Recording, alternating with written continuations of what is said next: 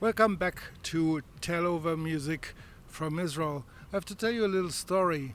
When I came back from Germany to Israel mid-January, I was sitting with Daphne and Fafa in a very beautiful cafe next to the Tedder, and I ordered, and while I was, sitting there waiting for my food, I noticed a very, very beautiful dog next to me. That's the dog next to us right now, who just, oi, that's good.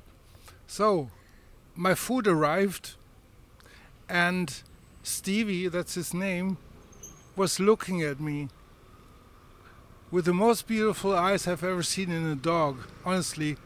But Stevie was not really begging, made no effort even to come to the table and maybe even nick my food. Never did that, right? No, he just convinces you to give it to him by staring at you until you can't resist.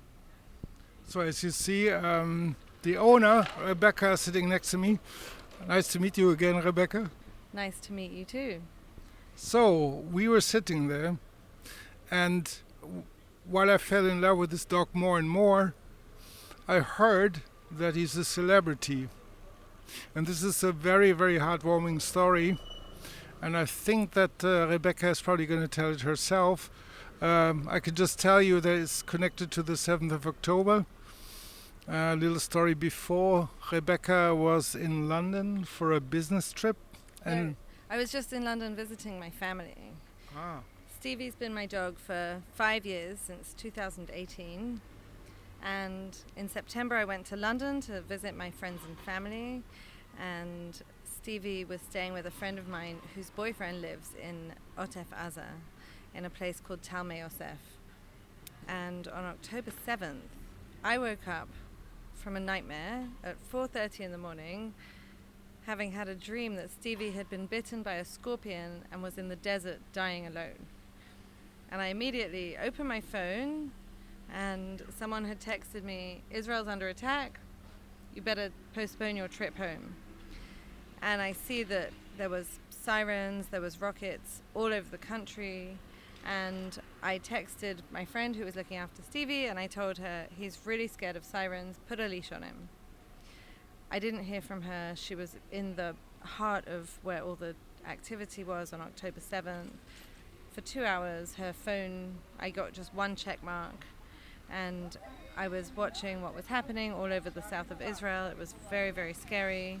And finally I heard back from her a few hours later, and she said, "Rebecca, I'm so sorry, but Stevie heard the sirens and he bolted. He just ran away. And someone on the Moshav had seen all of the dogs just running. And it turns out there had been a hole in the fence of the Moshav, and Stevie had gone through there. The whole day they were stuck in the bomb shelter. There were sirens.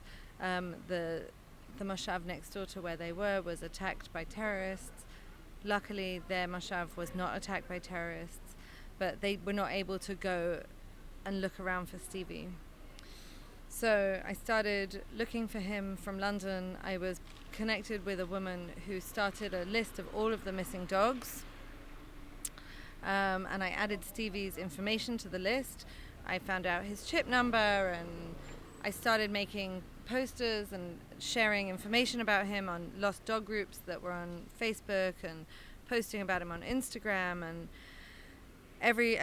I had all these angelic people getting in touch with me. This woman Lee, who I had never met before, and she had never met Stevie. She was a friend of a friend from London, and she said, "Rebecca, I'm going to help you." And she was phoning people. She was helping me fill out paperwork. We were putting some strategy behind the dog search. She was helping with everything.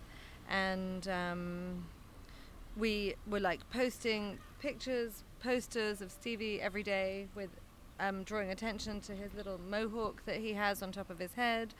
And every day I would be getting phone calls from people who thought they had seen him, and it was never Stevie.